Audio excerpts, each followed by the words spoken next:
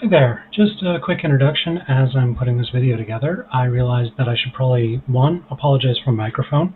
It's a cheap one built into a webcam. If this series does get more viewers, I will make a point of improving it. And two, yes, this is a very long video. If you do decide to watch the rest of the series once it's up, it will get faster over time. The first turn always takes forever. Anyway, thank you and enjoy the show.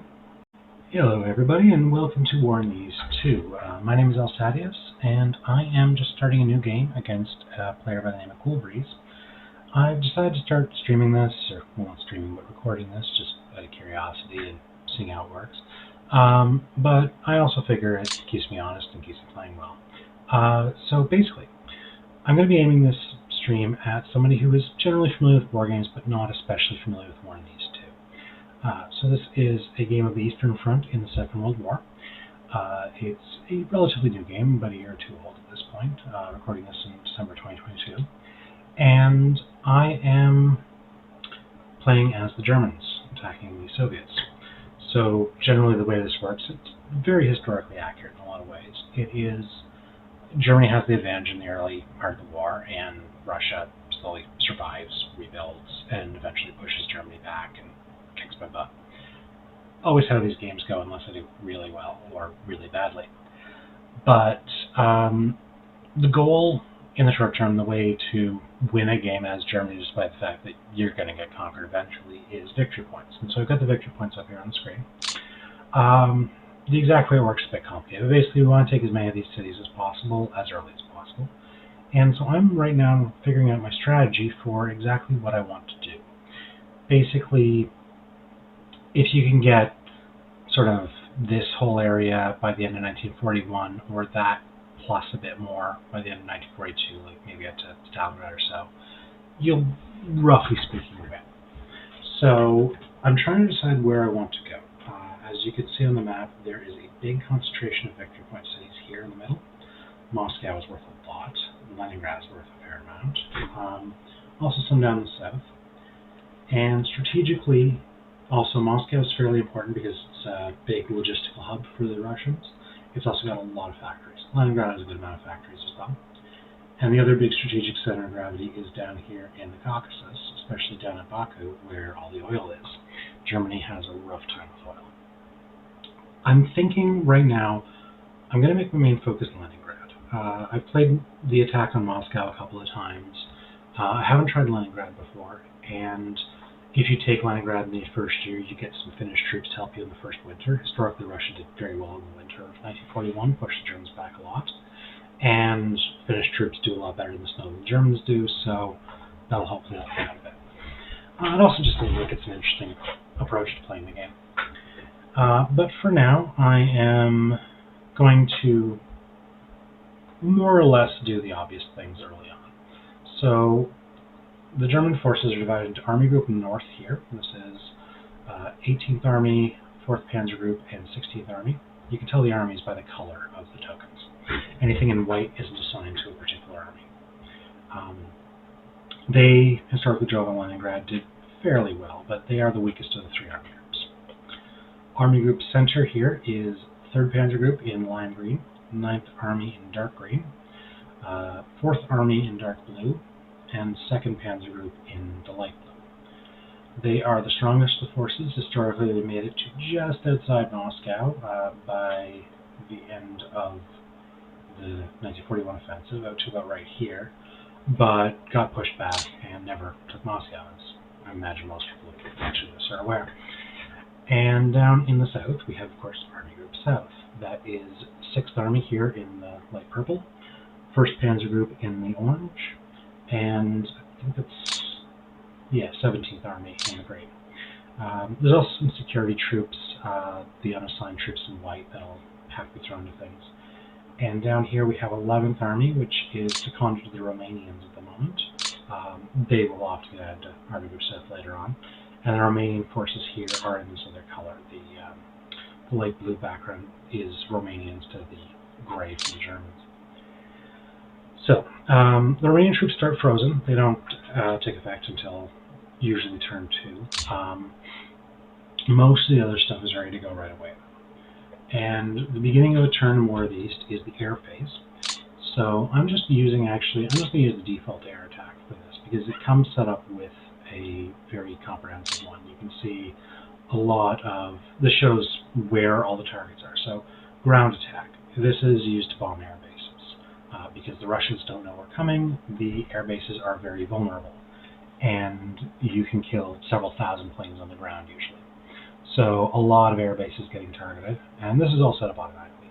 And recon to help spot exactly what's there and make the attacks more effective. You can see those scattered all around, basically the entire area where our planes can reach. And also they are set up to automatically provide support to our ground units. This is pretty much exactly what we want, so I am just going to hit play and see how this works out. And we will execute air directives. The sound was a bit of a mess during the air phase, so I'm just going to jump ahead and show you the final results. We killed almost 3,700 Russian planes in total and lost 119 of ours. The vast majority of the planes we killed were on the ground, so basically they were sitting in their air bases, didn't see us coming, and we bombed them. Most of ours were operational losses, that is to say, pilot got too tired and crashed, mechanical breakdown, hit a tree, whatever. We did lose a few in air combat, killed a few of our own. We lost a few to flak as well because we were flying over their anti-aircraft guns. But still, massively lopsided loss ratio. Always happens on the first turn. And it'll never get that good again, but I'll take it while I got it. Okay, so we no longer need to see where the air directives went, but we do need to take a look at what we do next. So, basically, on the first week again, the ground forces are as surprised as the air forces, so they are not very strong. And when you're looking at these counters and more of these, the left side number for mine is the combat power. This is just, it's a rough rule of thumb. It's not exact, but it's basically, this is about 27 times as strong as this. And the right-hand side is how it moves. For the enemy, because I don't care as much about their movement, it gives an estimate of offensive strength and defensive strength. I can change the view on mine if I want to, but it's usually better this way. So you've got these infantry forces. The X means infantry. The circle there means armor. You've also got a few other types in here. Yeah, the X with dots is motorized infantry. Those are the most relevant. There's a few others you'll get. This is standard NATO symbols for anyone who knows it. SEC is security forces, basically infantry designed more to keep populations oppressed than to actually fight wars. They can do a little bit of fighting, but they're not as good at it as proper infantry. Remember that despite this being an interesting war game, we are playing as the Nazis, and they were assholes. Giant, giant assholes. So, you got some security forces. It's just the nature of the history. Yeah.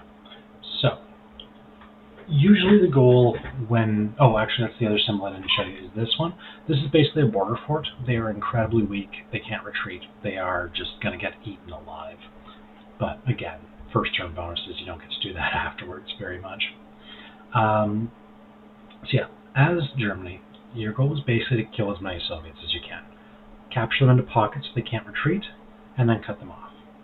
So usually, you've got your 2nd Panzers here and your 3rd Panzers here.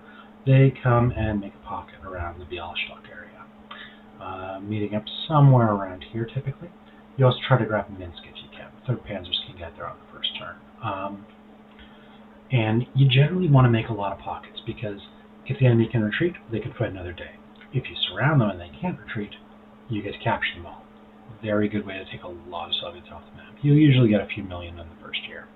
And that's about what you need, and about what Germany historically did.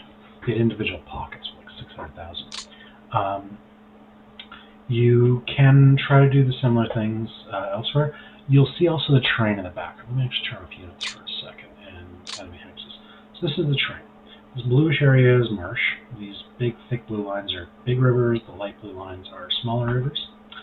The dense green is dense forest. The light green is light forest. All as you'd expect. Bumps or hills, mountains are these pretty standard images. So if you look at the map generally, the southern area is pretty much an open plain. This is Ukraine. This is the Central Asian steppe. Pretty open tank country. Tanks do well there. But up north, you get the Pripyat marshes, which are very swampy, very hard to move through. Bit of open terrain here, but not as open. and then the big forests up north, and some hills as well. So this is much rougher terrain. It favors the defender a lot more. It favors infantry a lot more than armor, because armor's big advantage is speed. But if you gotta move, like if it takes 8 movement points to cross each marsh hex, you're not going very far, so you can't really get a big surrounding of enemy forces. Down here you can go like halfway to the Urals, it seems, so you are able to move a lot faster. Anyway, let's put things back on. So, generally speaking, you want to use your forces really most effective. The marshes sort of start in here, so we want to aim our tank forces north of that. But tanks, you want to get them as deep as possible, which means they should not be the ones making the breakthrough. You want the breakthrough to be made by your infantry. And also, a couple other things to note. These numbers here are the fort level. Forts range from 1 to 5. 5 is like the biggest fortresses around. Generally, you'll see ground troops dug in at 1, 2, occasionally 3. And a 3 is still a pretty powerful offensive formation. Fortress. Yeah, I think that's about all for now. These are air bases. The red dots are roads. The green, well, they can be green or yellow. They're the rail lines. These dashed ones are double track rail lines that can carry a lot of freight. The smaller ones are single tracks. So dash there, and the single track here, for example. Solid red lines are big roads, paved roads, basically. The dash ones are smaller roads. And the game simulates logistics in great detail, so you will have the need to make sure that your forces are well supplied. So, for example, Army of North, big target's going to be Riga because it's got a level 4 port, a level 4 rail yard. You can see down in the menu there. Those are both relatively good-sized installations. So if we can get some forces up to Riga the first turn, start rebuilding those installations, that will be very helpful. So, all that being said, let's start by doing some attacking. It's funny, I say that I want to do an attack right away, and then I realize that I need to reorganize a lot of my forces. So I spent about an hour or two off the screen reorganizing everything, putting everything exactly the way I want it, in order to get myself actually ready to make an attack here. It should also be noted I'm a little bit obsessive with certain things, so I'm spending more time than is strictly necessary. If you do want to get into the game, you don't have to do all the things I'm doing. But if you have any questions about it, do just ask. Okay, so in order to start, I think I'm going to start with Army Group North, just work my way north to south. And these border forts, as I said, are very weak, so I'm just going to smash them. These are going to be quick attacks. You can make a quick attack or a prepared attack in this game. Quick attacks, you have half the strength, but it uses up a lot less of your movement. So, for turn 1, where everything's really to smash. And you'll see here that, yeah, the strength ratio, Germany's always on the left, Russia's always on the right. Strength ratio of 99 to 0, which is to say he basically couldn't do anything. We lost 46 men, he lost 500. 7 gun stars, 0. 15 fighters and 30 bombers, to our, again, 0. And, yeah, that unit just surrendered.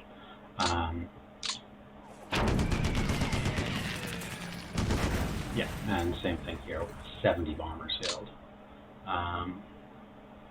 Okay. It's not giving me certain messages, but that's fine. Basically, for right now, these units, they can't retreat, as I said, but they can be disbanded. So I want to smash as many of them this turn as I can before he disbands them and takes like all the stuff that's in the unit back to his supply pools. So I'm going to be beating up on a lot of those. I suspect I'll try to time-lapse this part in the recording.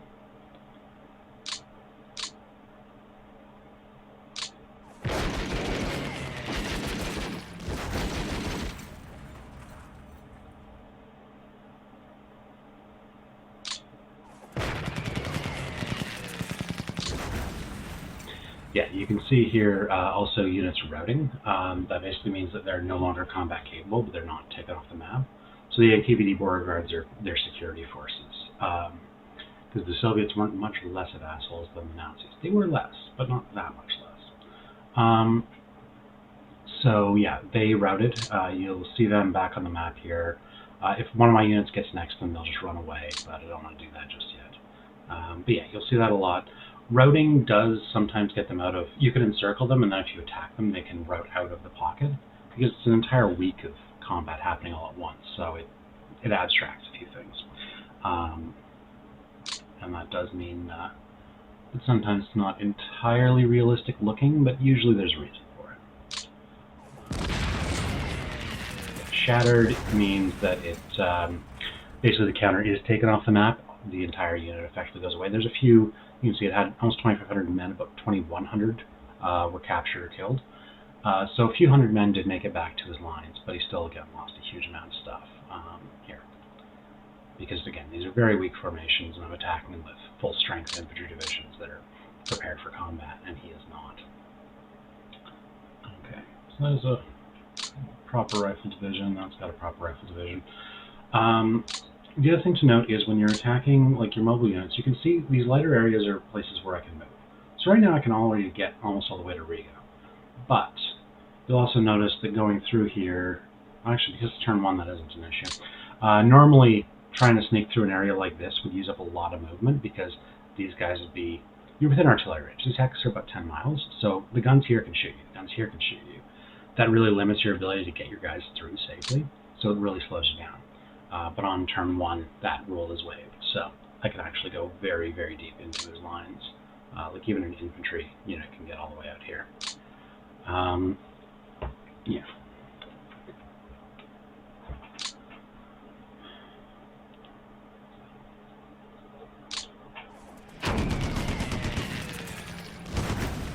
Okay, and retreated here means that it is still combat capable, it just lost the hex. So he moved back, but he's still able to fight.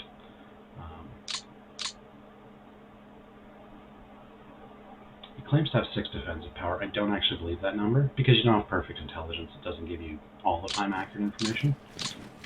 But I'm going to put 2 infantry divisions together and have them attack together on some of these forces. So one routed and one surrendered. And there, that was the one that retreated before, now he's routed. Lost about half his men, half his stuff, all his tanks, for 139 of our guys. We did lose a bit, but you always lose a little bit. I'm going to try to surround some of this stuff, and as I said earlier, I do want to get up to Riga, which means basically building an entire line here to cut off all the stuff here. He's got a couple of ports, so they aren't fully surrounded, but it's not easy for him to evac the stuff in those ports. So. Okay.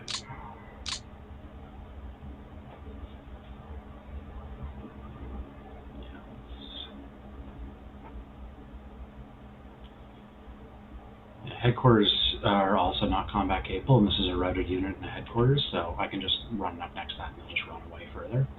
But I'm not sure it's a good use of my movement. Yeah, I'll smash that guy. Routed.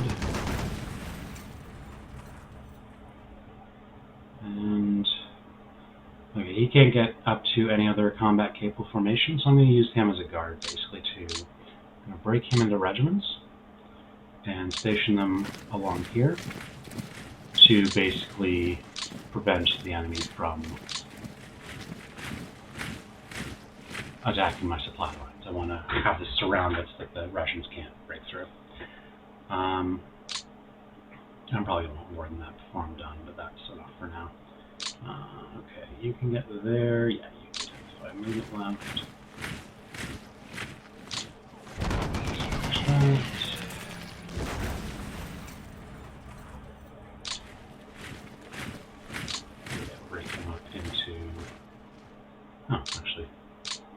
Oh, because there was combat in this hex, there's a slight delay. It's like you had to fight in order to get it, so you can't move out of it as easily. Which means there's no point breaking him up. He can't go anywhere. Okay. Then we're going to want to do... where are we at? Security forces here can... Yeah, security forces even can...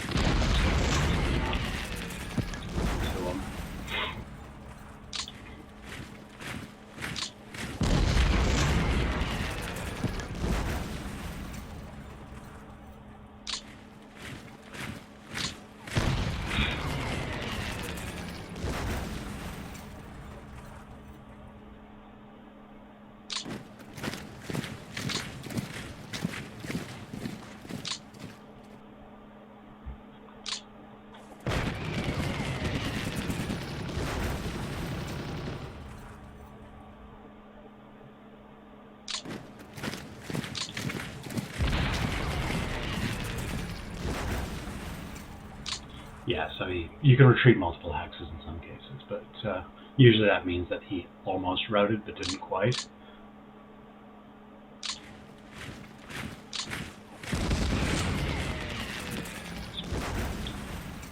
You'll also notice these gray-looking hexes. Those are the ones I've captured this turn. It still costs more to move through them because I don't fully control them yet, but those are the ones that are changing over to my side. A division, that's the 2 X's at the top, will capture a radius of 1 around it as long as there's no enemy forces in the area. A regiment here, which is what you get if a division is 3 regiments in the game, or 3 brigades, or it varies a little bit. They only capture their own hex. So, but of course these aren't captured because he's still got a unit here. Let's do something about that. Routed, but basically lost everything. Okay. What else we got?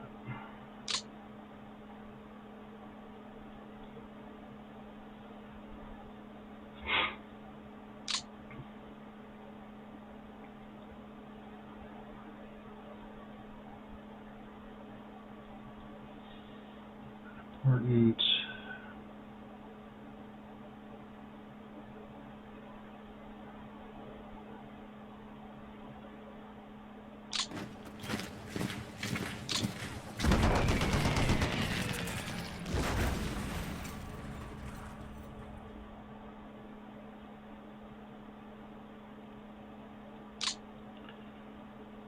And because you can occasionally sneak things through, I'm just going to back up my lines here with some extra troops to make sure that he can't like cut me off entirely and reestablish his lines to these guys and try to save them. It probably wouldn't work anyway, but I just don't want to even give him a chance. Okay.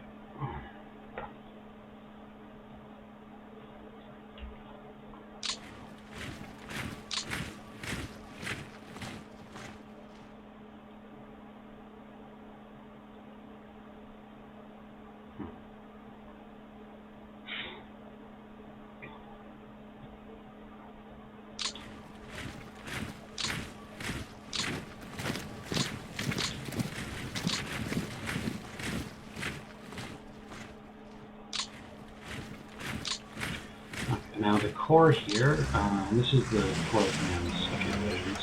You want to keep him within about 5 hexes of the divisions he's commanding. Keeps the commander able to oversee everything properly. This one goes here, and this one. Okay, you got that division there that hasn't moved all the way. Yeah, okay, that's right.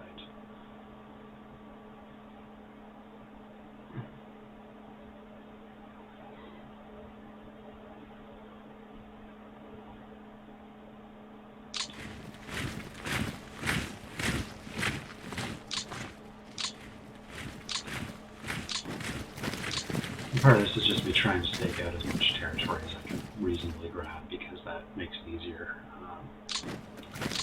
next turn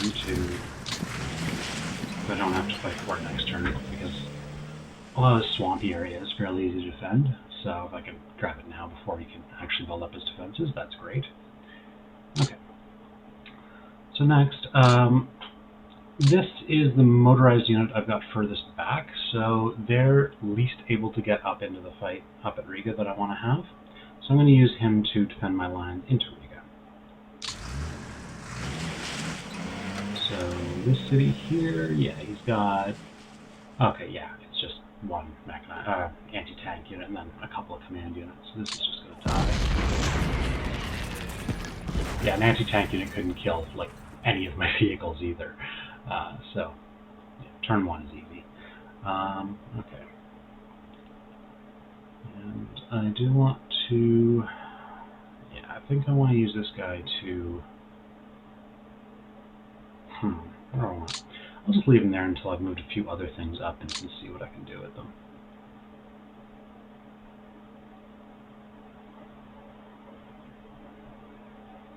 Okay. Yeah. Actually, yeah, that is mine now. Yeah, okay. Riga, because it is an urban area, it's more built up, and again, that's very defensible terrain for the enemy. So it's going to be a little harder to break into there if I'm not careful. So what I want to do then is I'm probably going to try to get multiple units in on this fight. This motorized division is under that motorized corps. Yeah, so I got that panzer, that motorized, and this. Alright, I want at least 2 of these attacking Riga, I think. So I'm going to have you, and I'm going to have you. And Riga is currently defended. It's not entirely clear what it's defended by. No. I'm going to play it really, really safe and put all 3 in. You can put up to 3 units in a hex. And that's just smash it. Yeah. When the defensive anti-aircraft is surrendering, that means you captured it. So, that was overkill. 100-to-1 ratio, but there is no kill like overkill. Okay. So, cleaned up. This motorized corps. Yeah, okay, you've got a couple of things. So, this motorized division and this motorized division are going to be guarding my lines.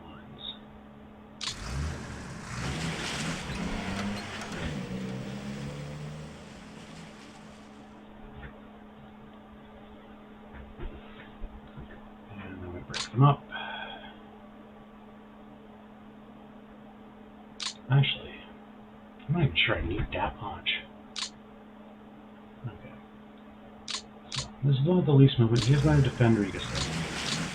I'm going to make it a very high priority depot so that we start shipping supplies in there. I mean, it's still got a repair. Like, you'll see the port down at the bottom there. I can't move the cursor to show you, but down towards the bottom you see port 92% damaged. Really are 37% damage. So it'll take some time to get the facilities back into proper shape. But better to start the process this turn than next. Okay. So this actually can go a long way. It's a little wasteful to let it just, yeah. I might actually use that as an attacker. The armor here can go back across the river a bit. You, I'm going to break up and use that as guards.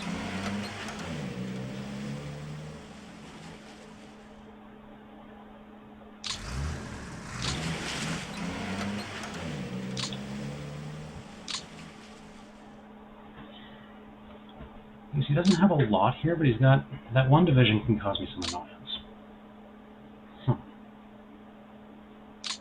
I am across this river, which is going to help me a lot. I feel like I'm being sloppy. I don't like being sloppy.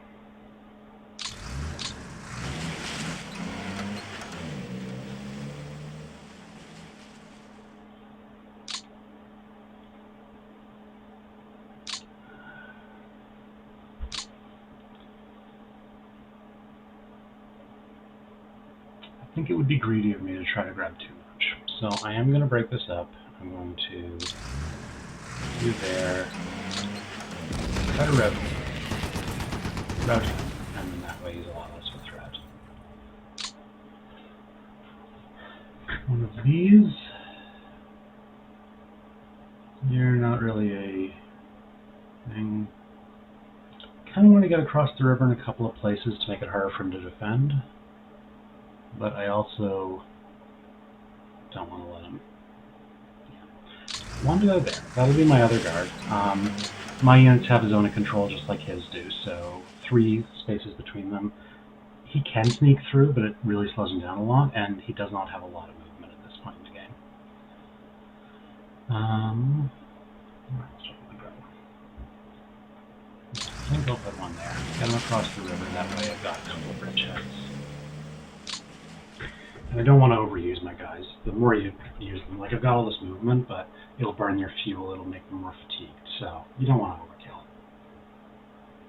much as I was saying there is no kill like overkill a minute ago, don't always believe what I say. Okay.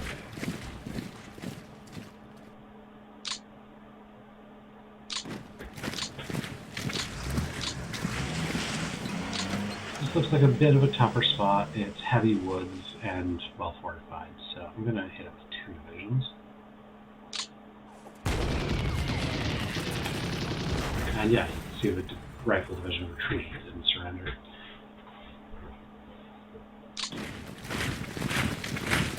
Hit it again. Yeah, surrender and rout.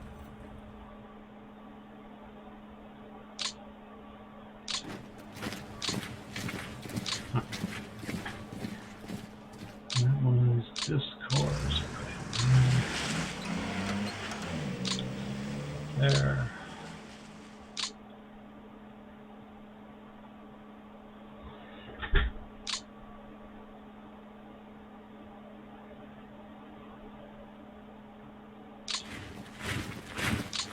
It should also be noted the Panzer group, these, in this case the bright pink one, is what's known as an assault formation, which basically means it can't dig in its own fortifications as well, but it recuperates a lot faster for the attack.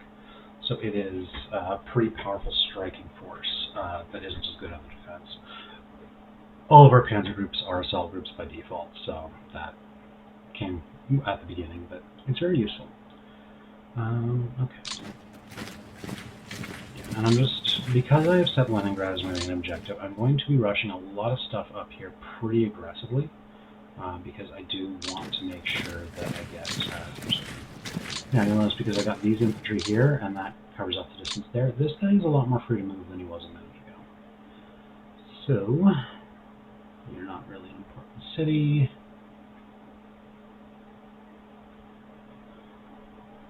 Yeah, I think I'll push back these routing units a bit and get myself a little more space around Riga. Isn't actually useful though. I do want that bridgehead.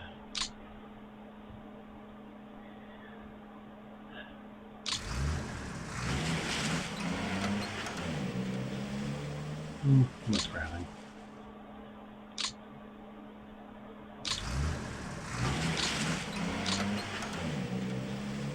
Yeah, that'll do it for now. Okay, so that's most of Army Group North done. And you can see basically I did get most of what I wanted. I cut off this area. I'll try to capture those units next turn, although he might be able to retreat a few of them. I captured Riga as my forward logistical base. And the other thing to note is, again, this game does care a lot about logistics. So, this is the rail mode map. You can see this green stuff is the intact rail lines that are controlled by Germany. The red dots are smashed rail. You can see axis rail damage 100 in the middle of that window. But the yellow ones are ones where the rail is captured intact. It's just not connected to my network. So for that, we have what's known as an FBD. I don't remember what it stands for, but it's German basically for rail repair unit. And it can go around and fix those rail lines. So I am going to go ahead and start fixing these. And connecting up that network to let all my supplies flow on ahead. Now because this is just fresh captured territory, I can't move into everything. You can see even though I've got 5 movement points, oh, actually that's my mistake. Because this has not been captured, the FPD can't go there. So, oh, hey, sweet, I've got an extra motor. Panzer division I didn't see there. Always important to know if you've got an extra Panzer division somewhere. They're very useful creatures. Okay. Ignore what I was saying about that earlier. Decappa pills, not that important. Yeah, I think I just want to get a bunch of stuff. General bridgeheads more than anything. So I'm going to send him to there. And again, now he can technically get into there, but he's got nothing there, so it's fine. That'll fall soon enough. Okay. And the core command for that should go meet up with his troops, so that one's out of range, but such is life. Your command units have no defensibility, just like the Soviet ones, so I don't want to leave them too vulnerable. I like stacking them up with other units. Okay. So that's most of Army Group North Zone. We just have 16th Army here. That is basically going to be used more defensively. But I do want to start beating some of this stuff up, so 2 border formations didn't do any better than 1.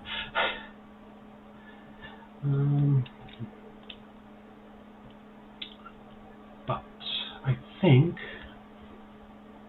now this is where you want to start thinking ahead. There is a bit of stuff in here that I might be able to surround properly, and there is a full new Panzer group right in here. So what I think I'm going to do is actually not attack any of the infantry formations here. Like the forts are fine, but I think I can get this surrounded, meet up around Kaunas there. And let's try that. So I'm going to hold off on moving 16th Army for a bit, other than a few simple things that are just not really going to affect me.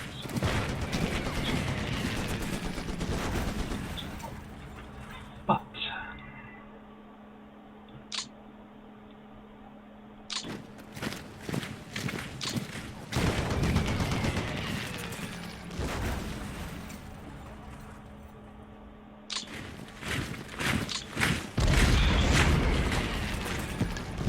push these.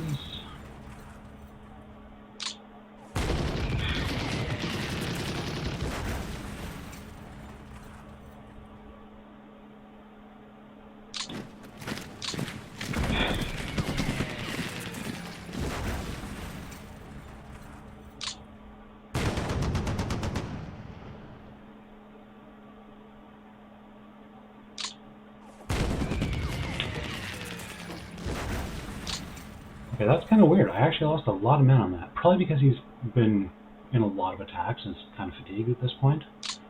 Yeah, you can see this is the fatigue row. He's at 49 fatigue already out of 100. So that's actually a very tired unit. I shouldn't have probably used it quite that hard.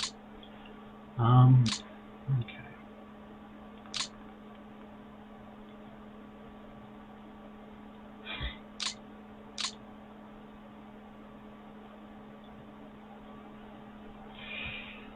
Now the real question with a lot of these pockets is always how much do you want to encircle? Because you can always go for like a really tight net but not capture as much. You can go for a really loose net and try to snag more stuff. I think I'm going to go for a loose one because again, it's turn 1. I've got a lot of firepower here.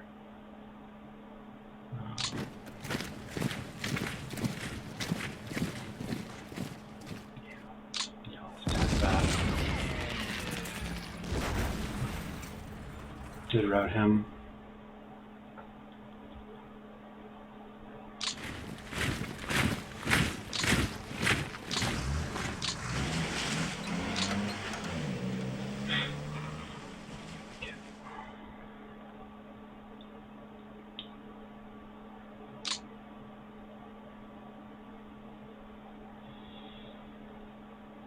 That'll... Okay. Ah, he's got a rifle division that hasn't routed. Let's try to beat him on that as well. Oh, yeah.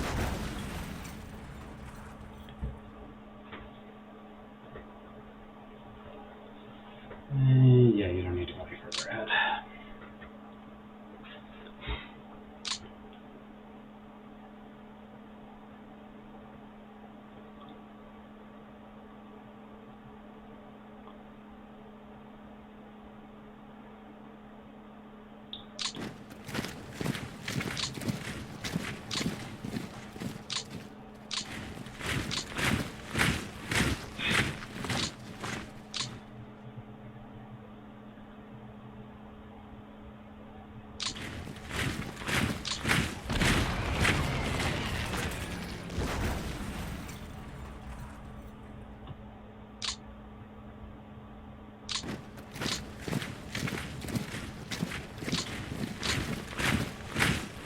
And you're just going to be breaking up a lot of units in order to hold pockets like this.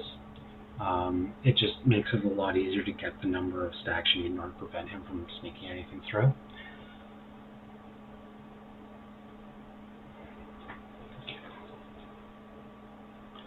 And before I go any further with that, the more important priority for me is this pocket here, because there's a lot more stuff you capture. You can even see in terms of how the Germans, because it's all historical, how they deployed everything. You got a 3rd Panzer Group here and 2nd here, both in Army Group Center, clearly aimed at forming a pincer around this whole area. In-game, and actually historically, they did take Minsk in the first week, so that is going to be one of my big goals here, is that, because it's a victory point city. And basically, when you're around the time they historically capture it, you wind up losing a victory point a week for every turn you don't capture. So because historically I got Riga on turn 2, but I got it on turn 1, I get 4 points bonus, plus the basic 10. So if we look at the victory point screen here, if it comes up, here we are. Yeah, the target there, yeah, okay. It shows me I did pick up 4 victory points for it, because the target was turn 2, that's historical date, actual capture on turn 1.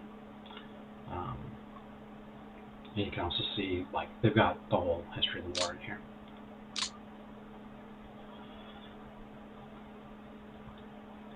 Okay. So again, I'm going to start the attack with the units that are furthest in the rear, because they can't get as deep in as easily, so they should be used to guard the paths along the way. Which is to say, probably this infantry is going to be one of the ones starting off the party.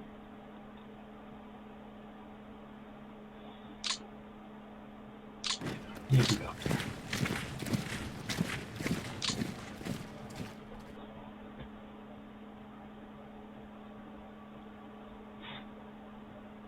And because these guys are going to be surrounded, I'm not as urgently worried about taking these things out. It's nice if I can do it, but it's not as important.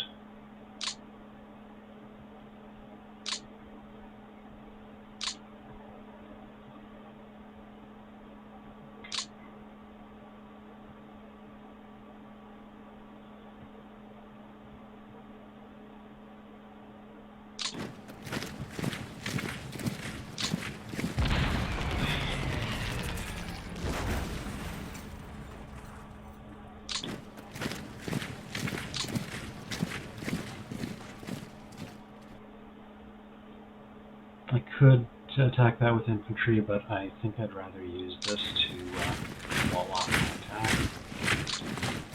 Be there, be there.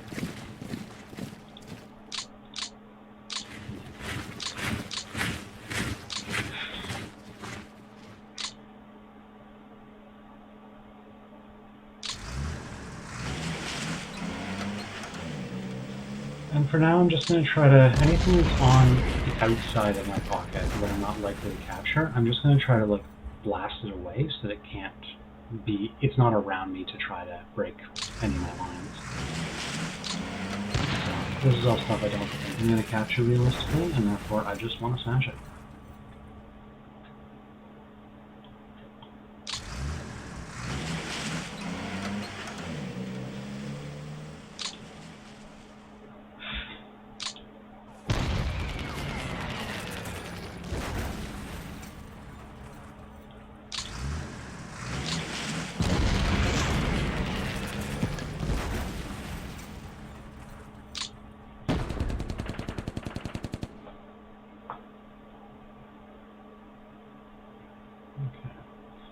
And I do still need things to wall off my advance, so I'm going to break him up and use him for that purpose.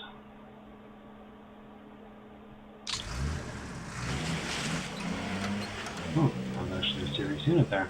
Well, relative to what combat strength a single regiment of mine has left. Okay.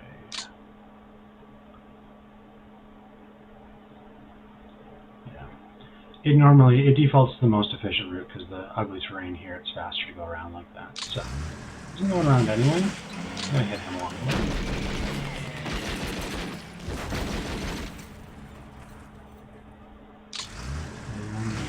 do take Vilnius, which is useful because that's not a bad little hub.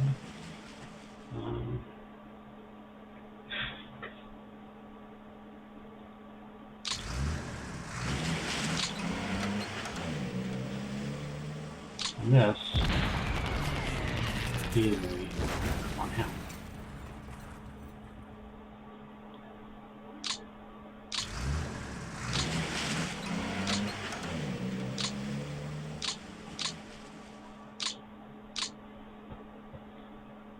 Okay.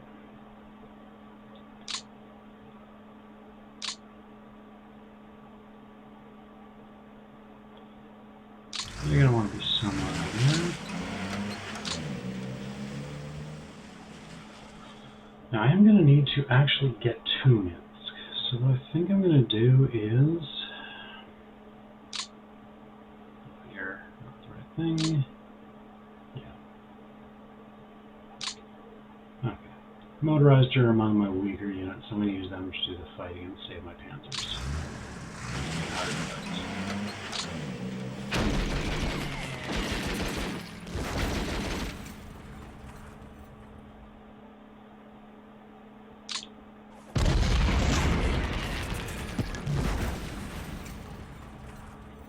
Now looking at Minsk itself, we see that it is an urban hex. We can't see the units inside, our recon isn't that good. So let's actually get a bit closer, we can see it. Okay. So it claims that there are about 1.3 defensive combat value to my 11, but tanks get a penalty on the steady, and nothing else I've got can reach it, so I have to use tanks. So this, I think, is where I'm going to have one of my...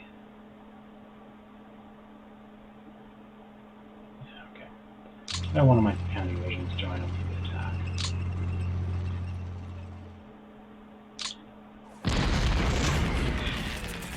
Yeah, as expected.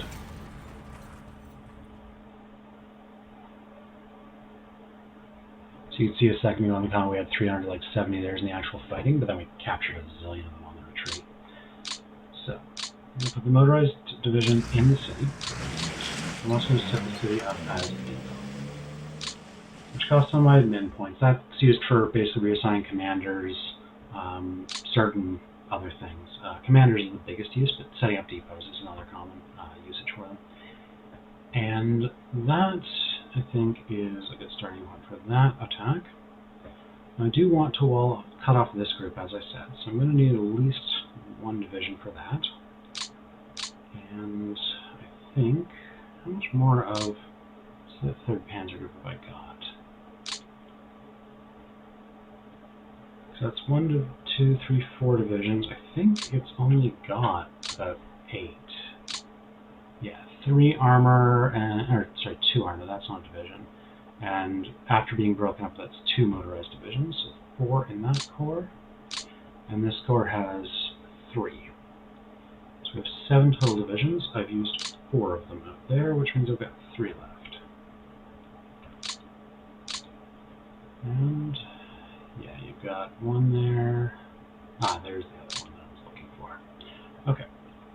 Again, he's pretty far back. He can't get as far into the fight as some others. So I think... I think what I'm going to do is have him go through this area and try to capture all of this. This might be a touch greedy, but it's also like a very useful amount to capture if I can. So let me get to here and see what it looks like.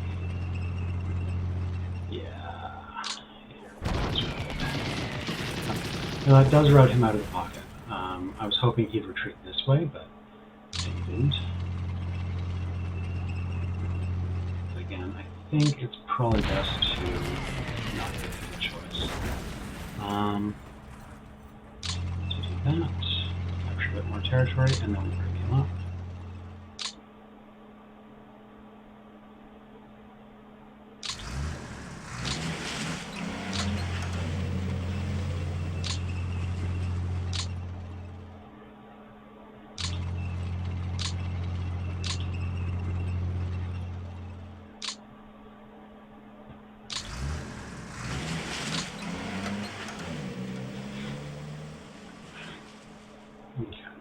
I'll probably want to do more with that before I'm done for the turn, but that's enough for this second. Because the other thing is, I still need to surround all of this, and I've left myself only 2 divisions to do that with, if I'm not mistaken. So, maybe only 1. Ooh, 1 would be low. 1, 2, 3, 4, 5. I should have 2.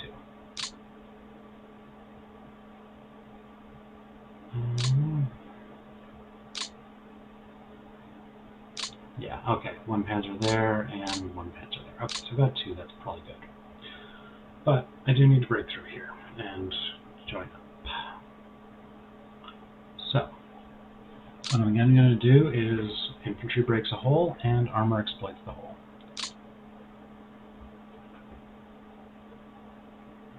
So this infantry being fairly far back, we start with that.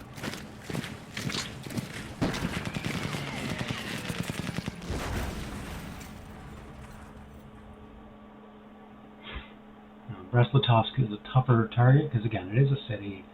It is one of the better defended spots in the line, so I'm going to have to attack that with serious force. But in order to do that, I've got to get my forces across the river. So I think I'm going to send those guys over to that area.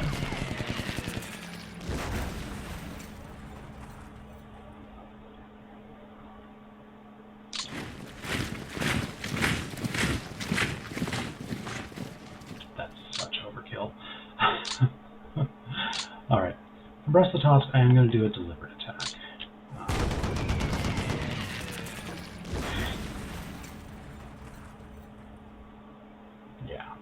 Yeah, that was probably a good choice.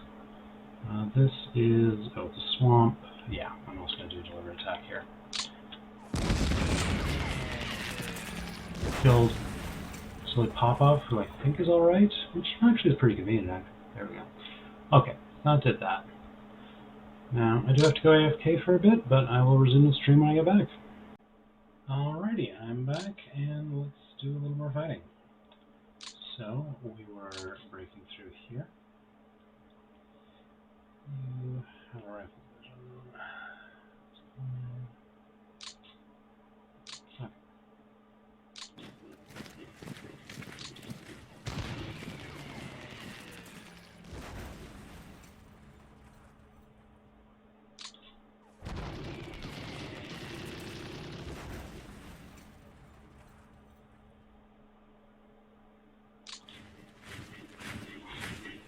Okay, that was just the headquarters.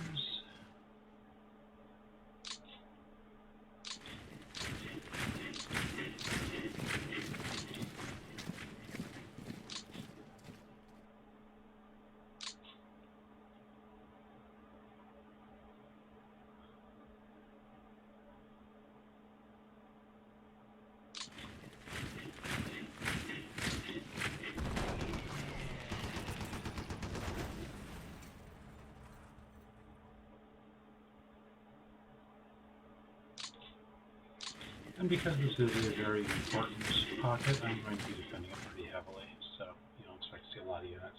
This whole army, a lot of it's going to slide around here, wall it off, but we'll deal with that in a bit.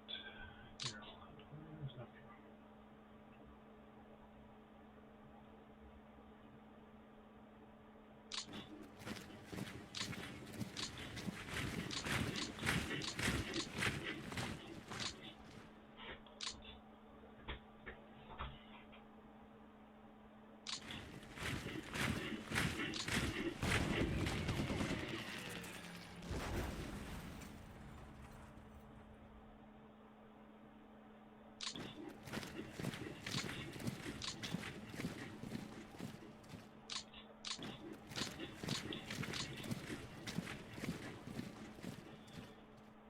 Okay, now again, that's about the limit of what infantry can do for me, so we are moving to the tanks. And the other thing to note is, because I want to make sure I encompass this all and he can't break through, I'm going to build a 2-walled line. So one group walling off this, and another one over around here somewhere. Let's see exactly where my guys can get to, but that's the basic plan. So for this one, Interesting, that's the fastest route. Oh, marshes, yeah, of course.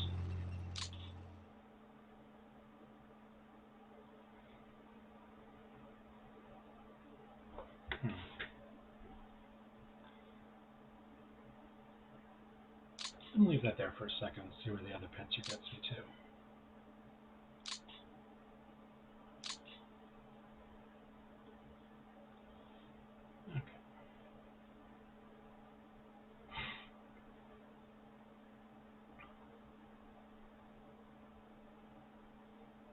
Interesting, that is doable. I could cut it off around there if I wanted to. Okay.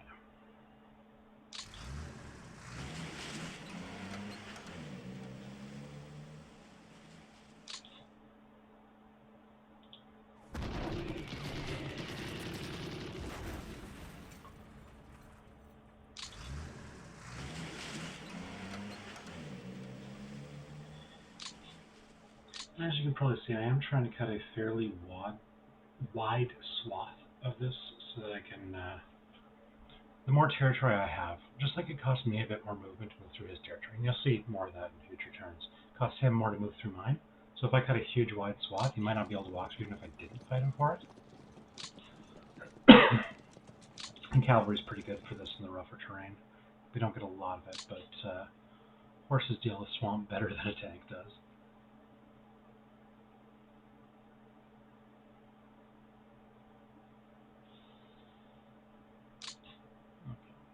And he's still got some movement if we need it. Okay.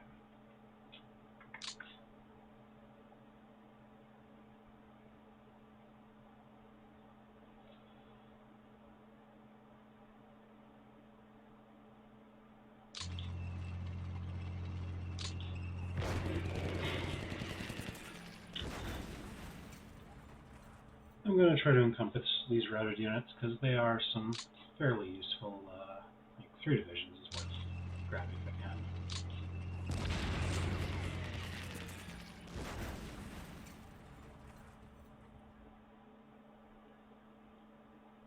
Oh yeah, just 400 cards.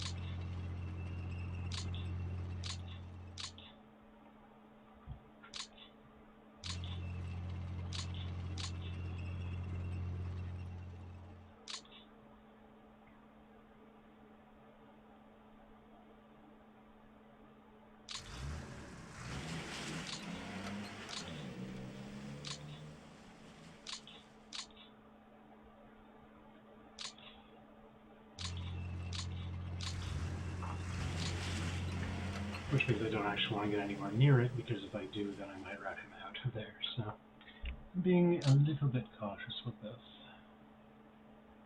But that's fine.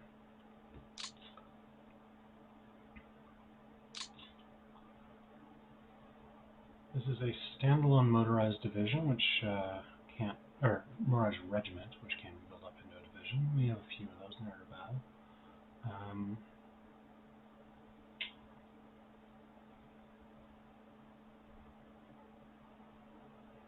Okay.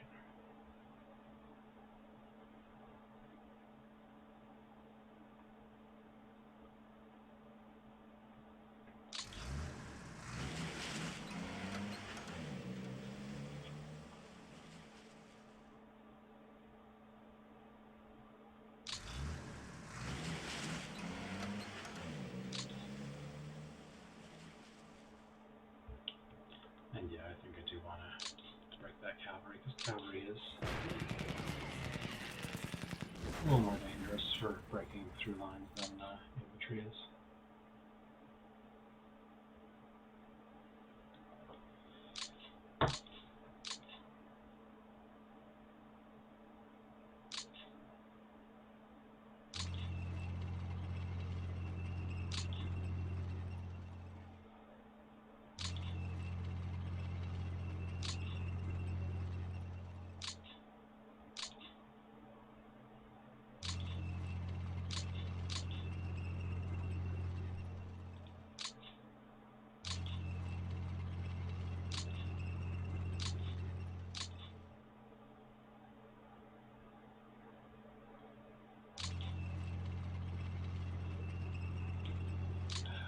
Yeah, my guys like that, but makes sense here.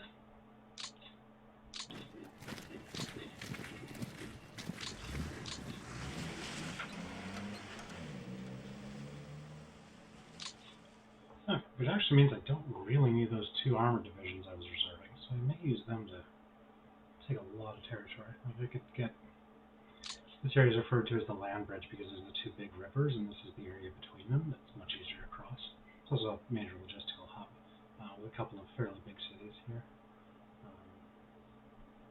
So that's a big target, and usually one that you want to try to take quickly before the Soviets can reinforce it.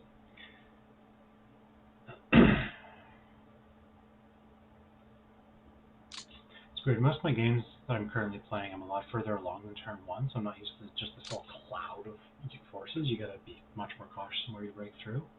But for now, I'm just sort of smash and grab. Yeah,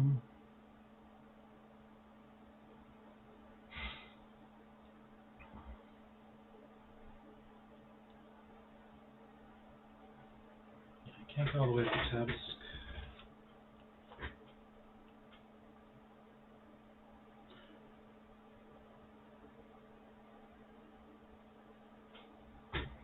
Alright. Don't need to move those yet. I think I'm going to save them for a bit later in the turn. Down here in this area we have 2 motorized and 1, 2 armor, 3 armor, 2 motorized and 3 armor that are not yet used. So actually quite a lot.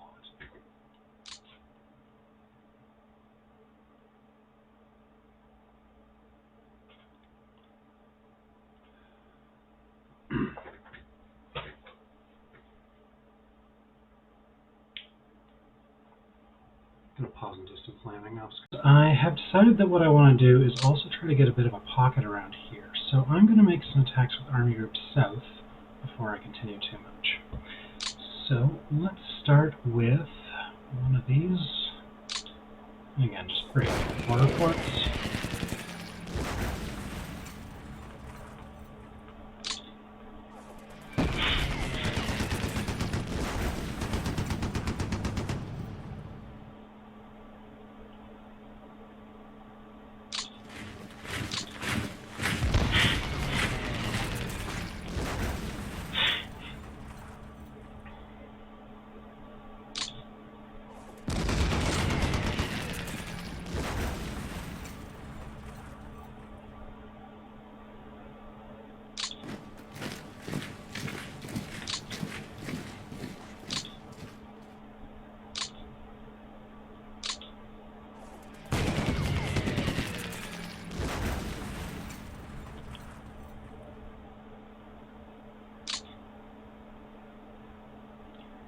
Yeah, attack it's making.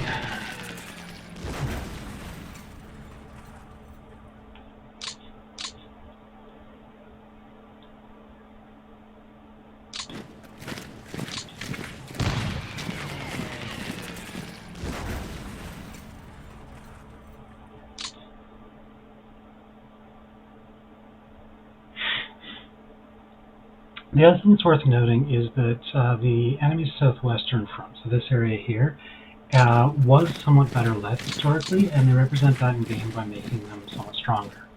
So these units are not going to be quite as much of a pushover as some of the other ones we've seen. I mean, it's still not too hard to beat them up, but they will do a little bit better. They tend to have a bit higher morale, a bit better training. So you'll see that a little bit in the combat results.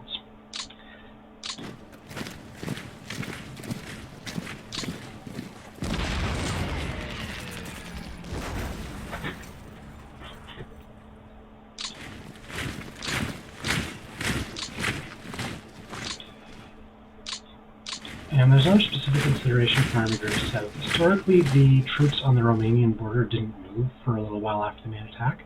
This hex right here, you'll see S front activation. The Soviet southern front can move if I go anywhere southeast of this hex. So what I'm going to try to do is avoid that, circle above, but not go any further, just to try to get an extra turn to get, it's not quite surprise attacks, but he can't retreat if I don't go past there. So that seems like it's a worthwhile effort.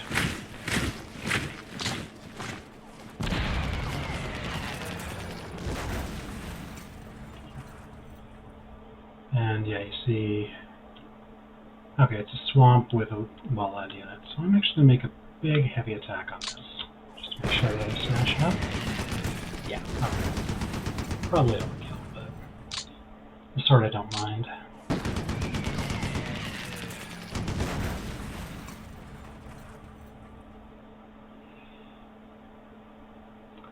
Actually, now that I look at it, I'm not sure it's worth trying to do an encirclement here, because I've got these rail repair units, and this is the main rail line I want to repair.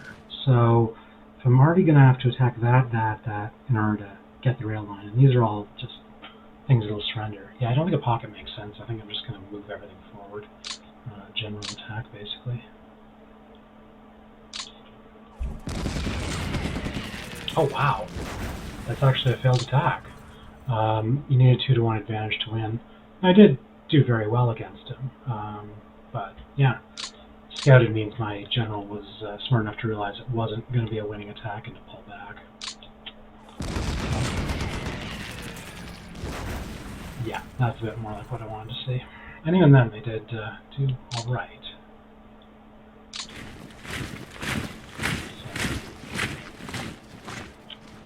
I don't think I needed 2 division deliberate, but 1 division deliberate is probably what I want here.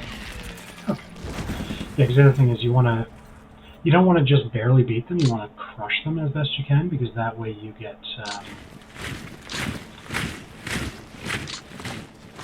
effectively you have much more ability to keep going and cost you less time, less effort if you could just utterly destroy them.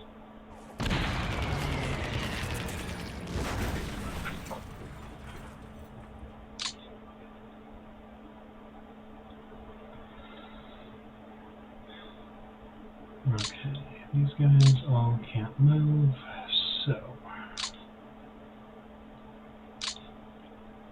you have no rivers. Okay. Yeah, you probably just border fort. Yeah, like even just border guards managed to retreat instead of routing, so you can see that these are a little less awful.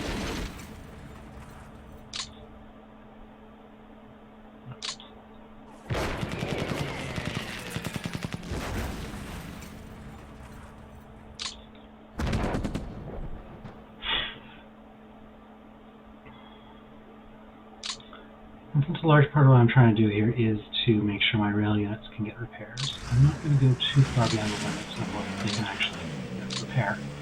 Yeah, so you can't get beyond there, which means there's not much point in making sure of my attacks beyond there.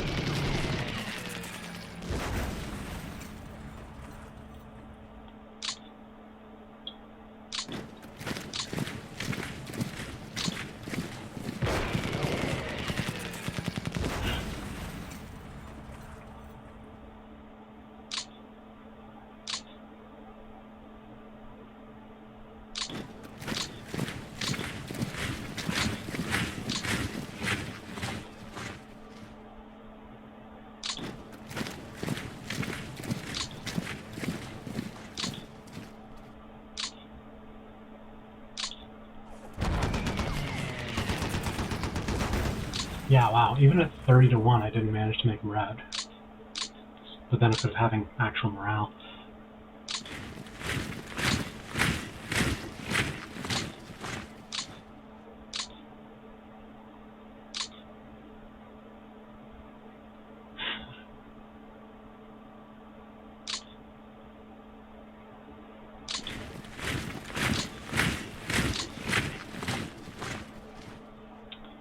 I'm going to try to put a few units into this hex to make sure it can do something here.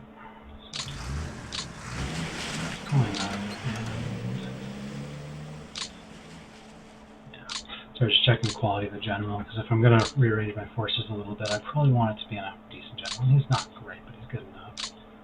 So move him over to 4th Corps.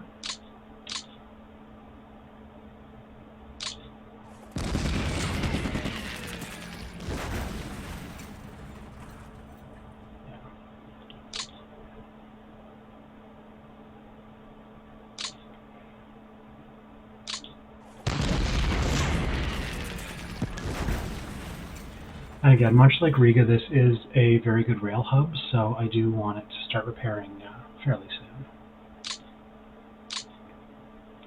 But if I want to hold it, I've got to get some units into it, which means...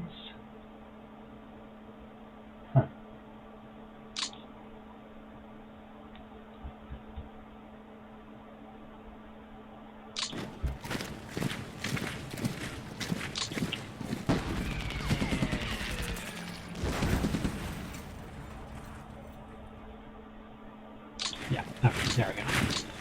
Now that I'm actually holding it, I'm going to make a depot out of it, because there's not a lot of point in making it a depot if I can't actually retain the city. It's just going to be a waste of troops. A waste of my victory point, or admin point, because it won't stay a depot if I don't hold the city. Okay.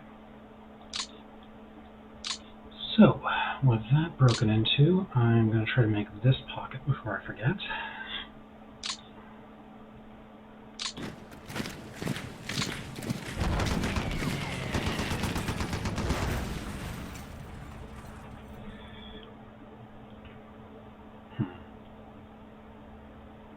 No, don't want to route him out. There's a force there that I don't have to.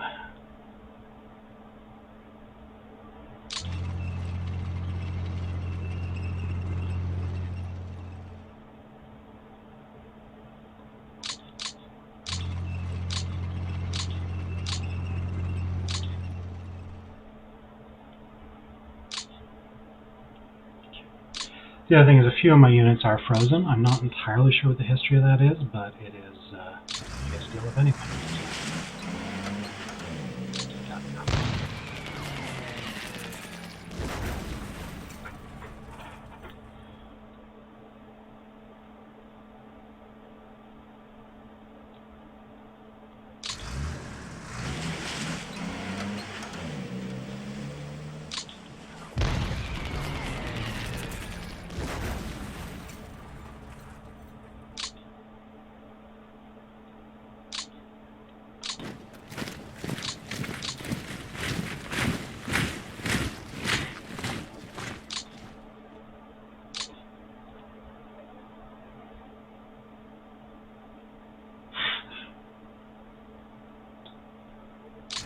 And because this is fairly swampy terrain, I don't want to spend too much of my movement holding on to it, but I do need to have some units. So,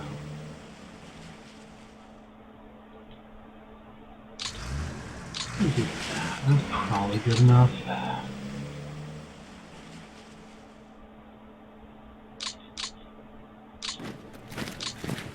The other thing is, if I am going to go to all this work to repair my rail lines, I want to make sure they're guarded. So I'm going to make sure that these guys can't just sneak around and attack my units.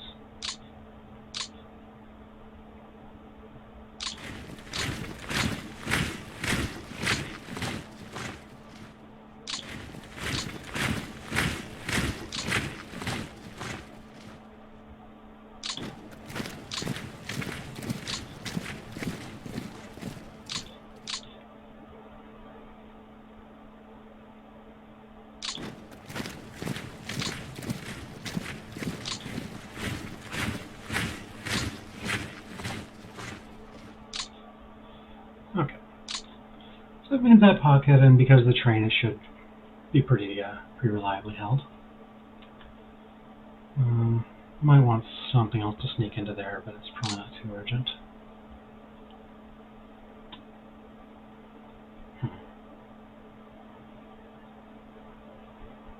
You aren't really important.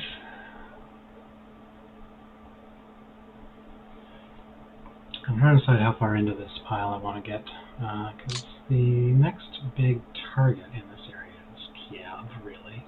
There isn't a lot of great strategic value between here and there. There's a few little rail yards, but and you can see on the list here, rail yard 1, manpower 7, towards the bottom there. Manpower 7 is like a decent sized city, but it's not anything really special, and it's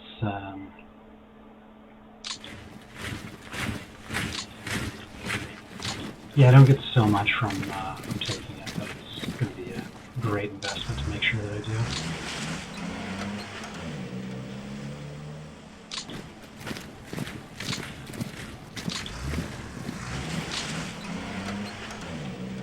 But I also don't want to waste my units in the swamp. So what I think I'm going to do is, yeah, I've got basically 2 panzer units here. I don't really need them for that. So I'm going to set them up towards the front here, where basically they can be my striking force next turn. I don't want to just be burning out down on my combat power on the first turn. I can do a little bit next turn. And by the same token, I'm going to move some of this infantry forward to support that.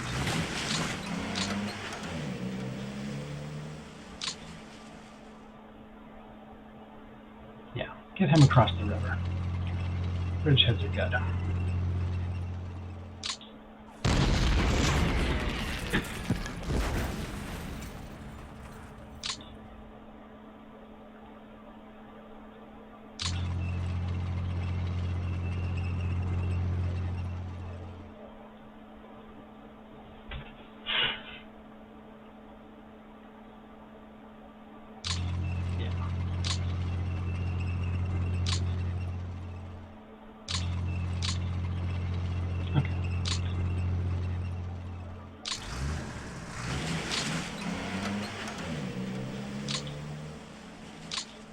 Oh, hey, another whole division here.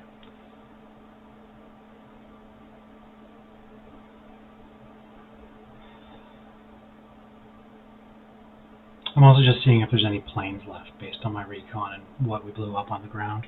Because if there are, if you overrun at an airbase, you destroy all the planes on the ground, just like if you bomb them. So, worth a shot, but it doesn't seem like it's going to be a thing. So, we're just going to go there. And again, that's basically a good, strong striking force for next turn. And on that note, I think I'm going to do the same thing with 2nd Panzers here. So I'm worried a little bit about this area, and I want to make sure that I don't, that I can keep making a strong attack, but also that he can't sneak through my lines. So what I'm going to do then is I think just put some whole divisions there.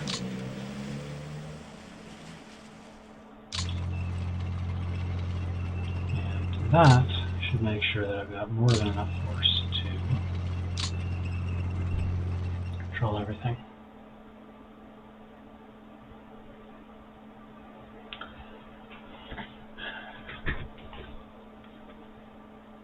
Yeah, could probably just make them run swamp. It's fairly easy to capture, which is nice.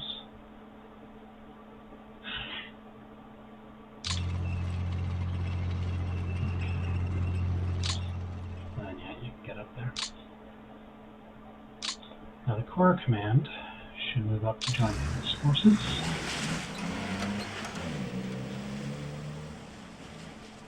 I think this one needs to change what he's commanding. So right now, I've got a lot of these guys that are not quite near their Corps Command. It's usually best to keep them near their command, as I was saying earlier. So, 12th Corps here is going to pick up some of this infantry that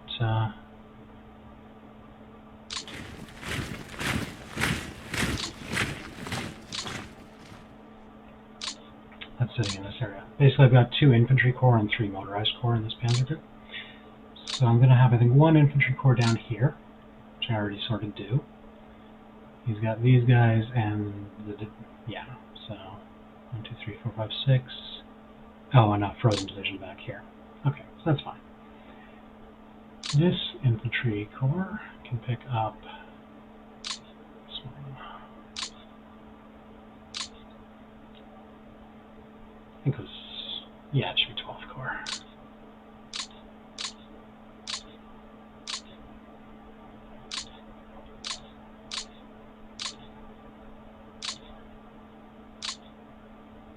Okay.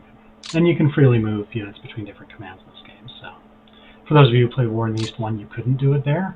This is much more convenient in a lot of ways.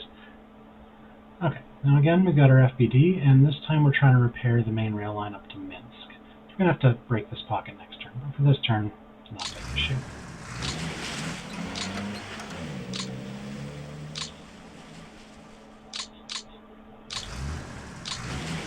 Okay.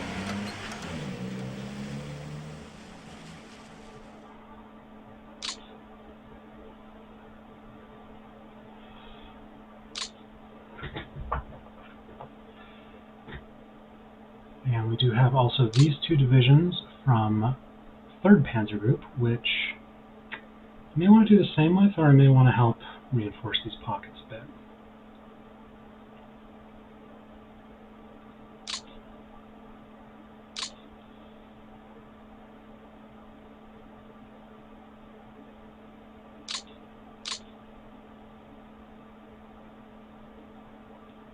Oh yeah, core's a mess. Okay.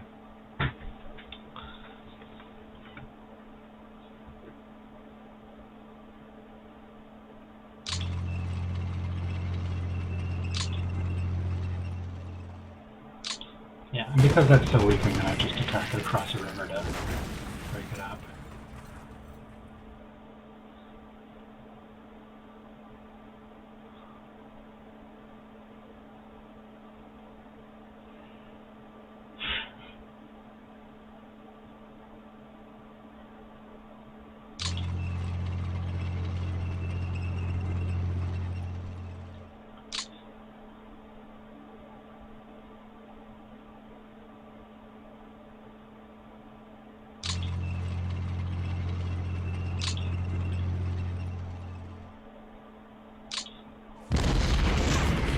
Oof. Fighting force is held.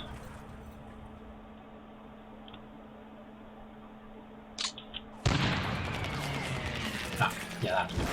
Yeah.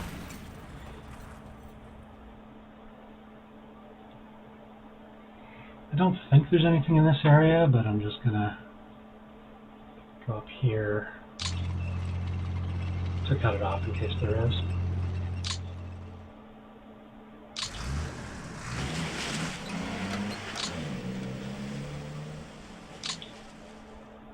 Okay. Then I'm just going to rearrange these because they're in totally the wrong spots. This is probably a bad habit of mine, to be honest, but, well, this game lets me get away with it.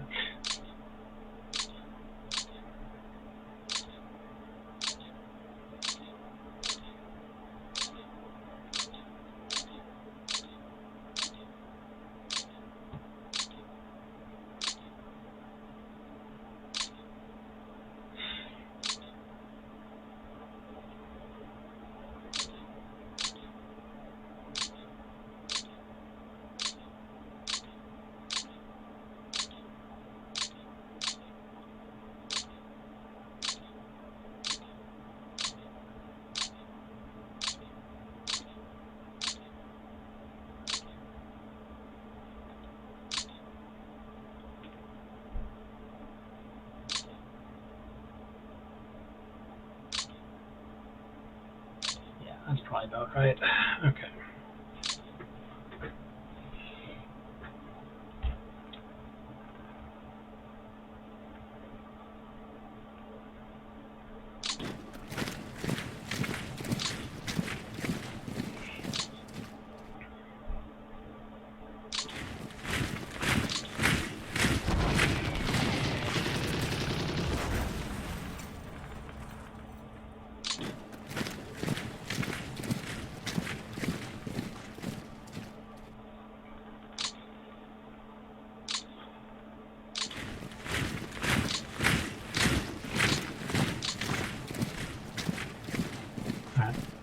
I'm going to go for a bit, but come back later.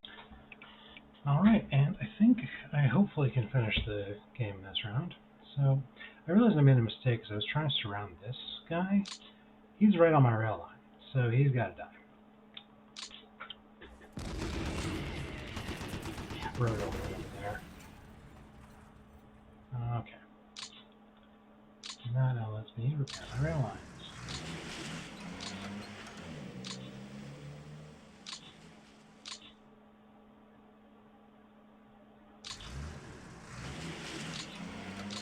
The RRC up here is rail repair cost. basically how many movement points it takes to repair that hex. Because this hex, I don't know why this one costs 2, but it costs 2 apparently.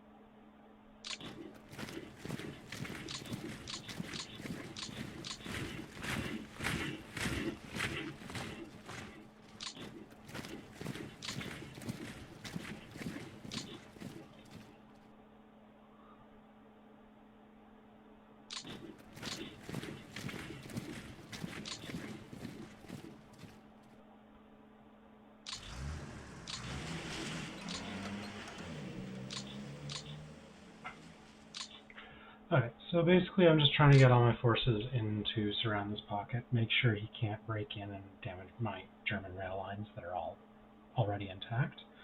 But also I want to make sure that I'm obviously organizing my forces well.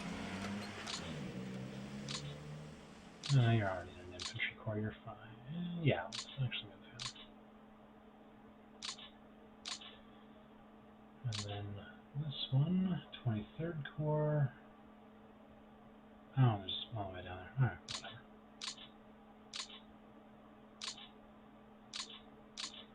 These are in the motorized corps, and I like being able to keep the motorized corps in by themselves because they tend to move so much faster than the infantry corps.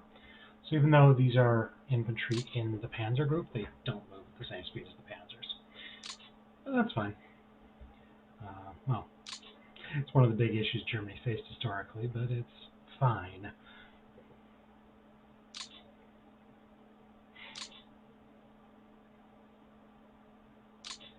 Okay.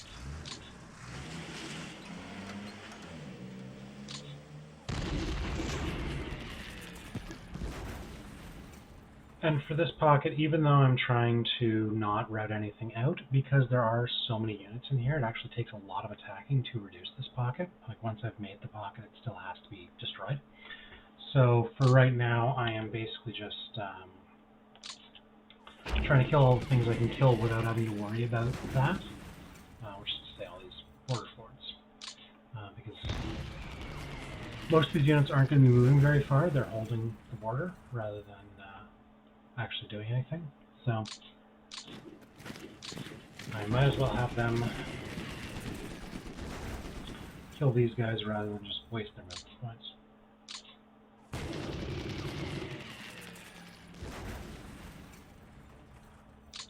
Saves me having to use them next turn. And it prevents them from using that as a fort, like a level 2 fort in a swamp.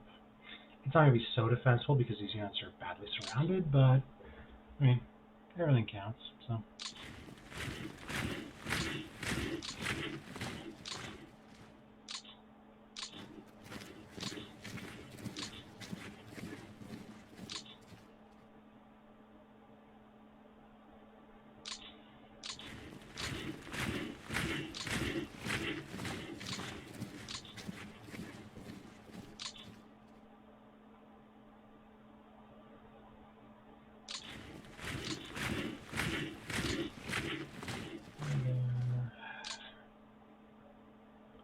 It's also just generally convenient if you can keep so many units together, like the ones that go together.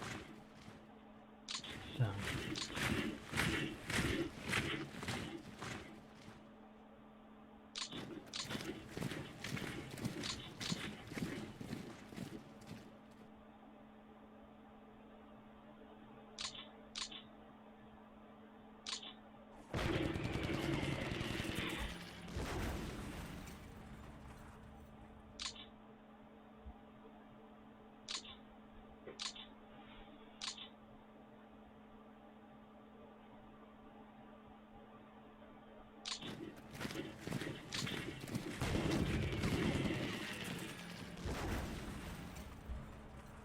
I'm going to try to sneak some of my units in here while it's easy to do that, because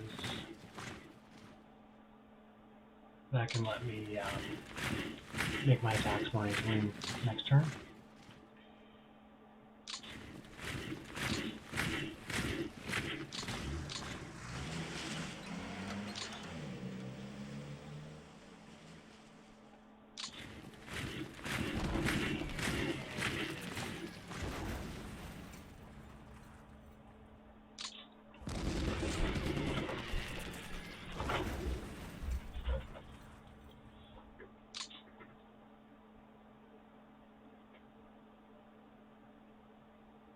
Oh, that's my core command. That's why it can move so far.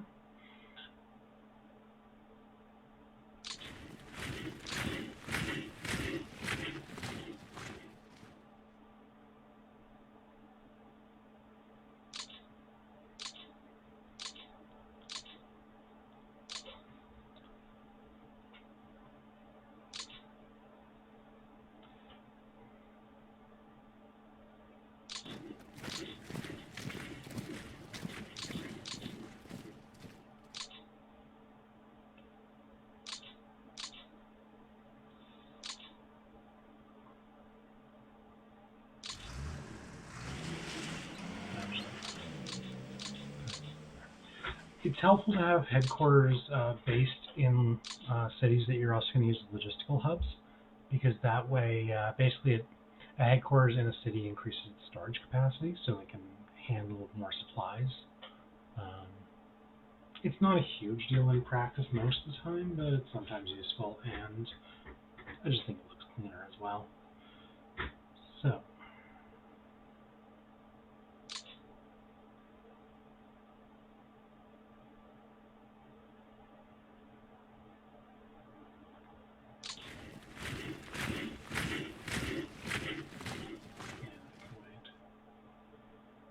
This, I'll make my depots at the end, because I've only got 7 AP and each one costs 1, so I don't want to get too aggressive with it.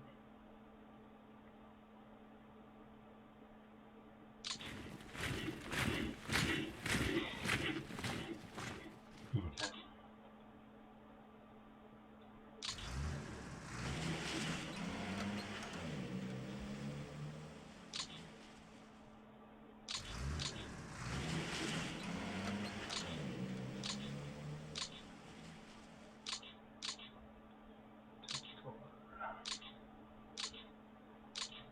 And the other thing to note is that the cores all have a command rating. So a normal core can handle 9 points of units, a regiment is 1, and a division is 2. So I don't want them to be overstretched, because if they are, basically the commanders become less effective. So because this one was at 11 out of 9, I moved one of its divisions over to this one that had extra space. The armies work the same way, 25 out of 27. Assault formations, you'll see, have a little bit more space. They get 10 in a core instead of 9.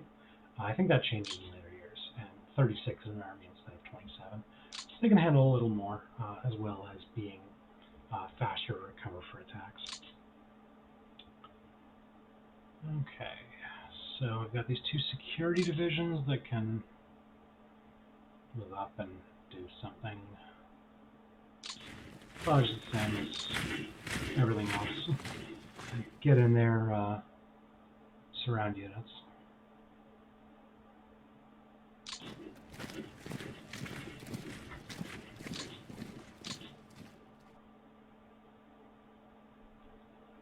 Okay. That's one thing. I'm going to cut this off, not because it's important, really, but because a cutoff area, my things will start to convert more quickly, which will make it faster for me to move across it next turn. Okay, so that's basically, there's one infantry division here.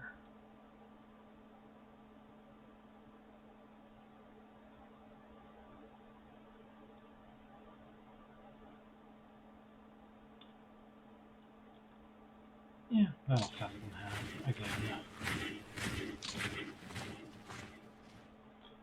Probably won't hold, but the more pieces I slice into, the more lines he has to cross in order to reconnect everything and get it in supply. Because if it's not in supply, then anything I attack has a chance of surrendering, and if you compress the pocket enough, it'll fully surrender. Whereas if it's got any path of retreat back to the main part of this territory, it can retreat and will. It's really hard to get it to surrender unless it's like an immobile unit like a border fort. So when you're making a pocket, it's important to make sure it is properly cut off, and that's what I'm doing with a lot of this.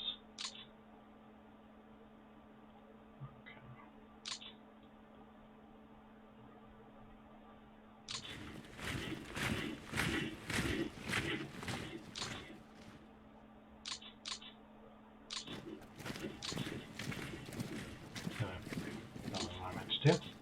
Let's use two different units there. Anyway.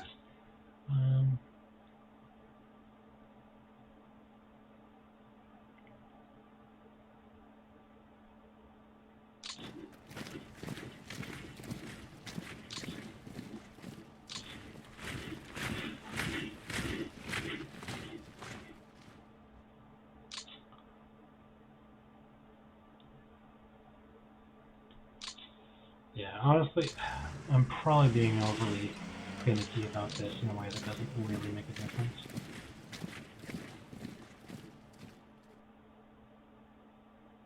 A big part of this is just making sure you've got enough stuff in place that nothing's going anywhere. You can make sure you're going to kill it all.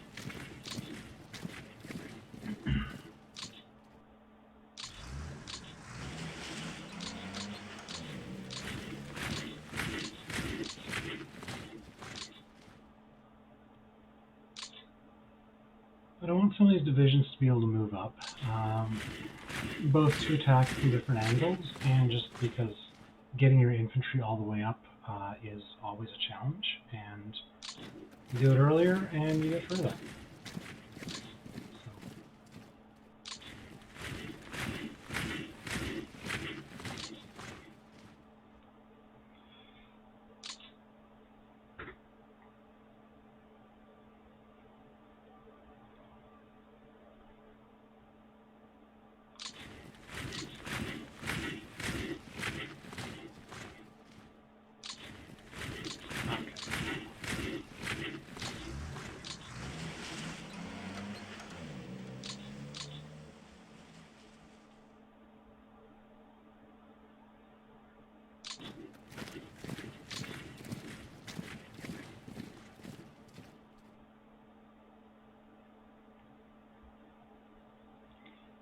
Alright, I think we need one core command up here to deal with these things.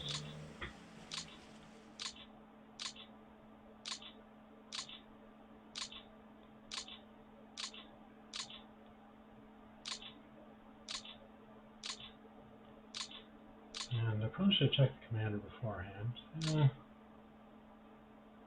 He is actually pretty bad. No, I'm going to replace him next turn. Okay, and then we've got this core. Yeah, you can handle that. So that's 43rd. So again, if I'm going to check commanders... Wait, he's one of my better ones. Okay. 43rd core.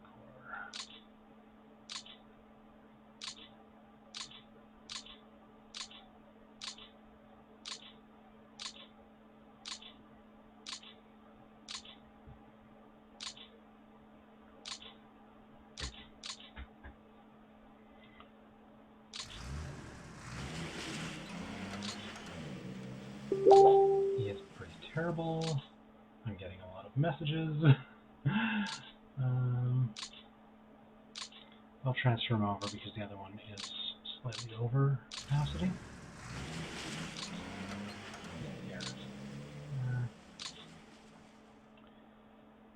Alright, I have a little cavalry brigade here that I haven't really made use of.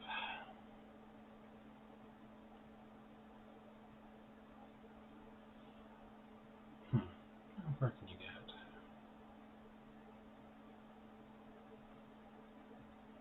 You're probably going to be useful up there. My goal is Leningrad. I should put things in Army Group North.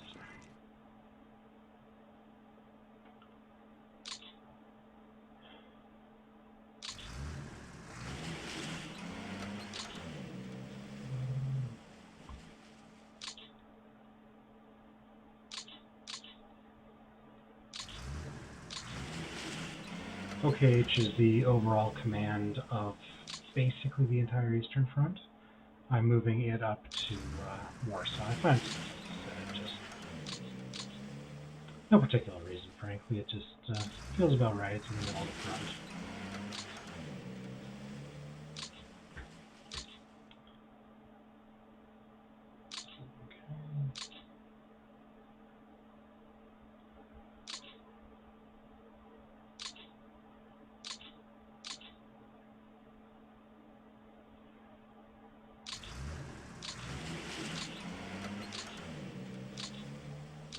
The RHGs are my security forces. They're all going to move over to the Soviet garrison in a few turns once that'll get set up. But for now, we can set them all here. Okay. Army Group Center is over capacity, but that's pretty normal, honestly. I may actually make a point of moving 9th Army to Army Group North. Yeah, it's got 31 space, and this is a size 31 Army. Okay, so I'm going to move him over to Army Group North. This is not really how it went down in history, but again, I'm going for Leningrad in a way that Germany historically didn't. So that helps balance out my forces a lot better. Now Army Group North here is full, but not over full. And Army Group Center is actually got a little bit of space.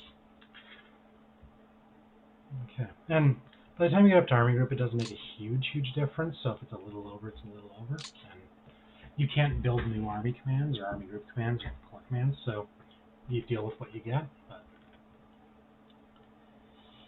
okay, now I'm just being a bit particular about things to see if there's anything I missed. Most of the units I have left can't move, so not a lot to do with them.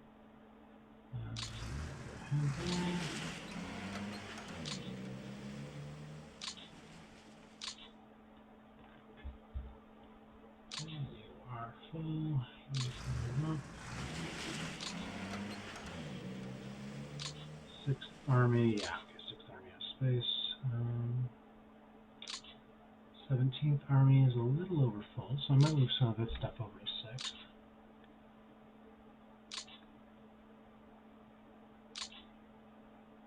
Yeah, 4th Corps here. Okay. So actually, that's what I'm going to do. I'm going to move you guys into 44th.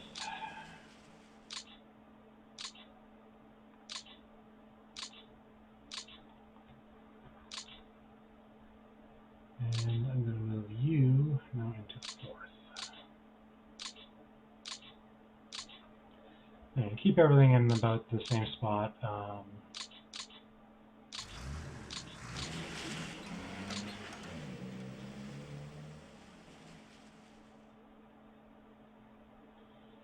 Yeah, okay, that one can't move, and these ones there.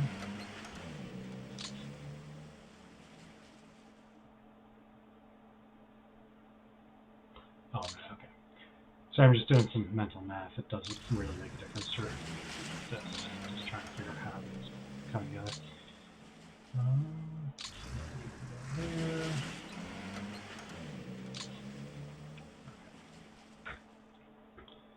So I want the more useful rail hubs that I've captured to become depots, which is to say, Minsk already is. Vilnius, yeah, it's pretty secure. Vilnius can become a depot. I've already got one at Riga, of course. Yeah, or not. Basically, the higher level rail yards are more useful. It improves the amount of freight that they can ship through. And freight is how the game measures your ability to basically take stuff and deliver it to the front. So, naturally, very useful.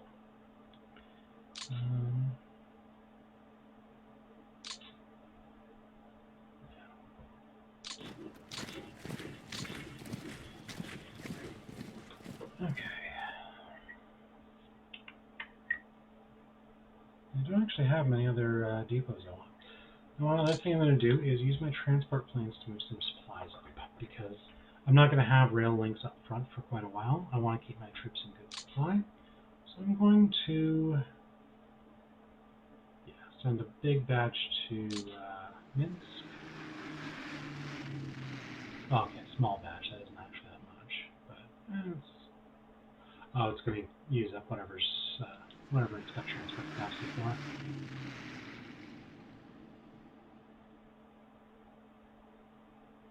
If my computer doesn't hang. Okay. And I'm going to transport some up to Riga as well for the same reason.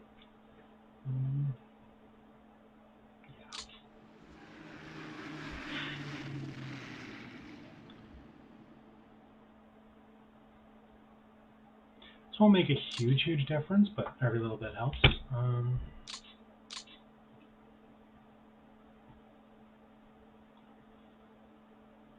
And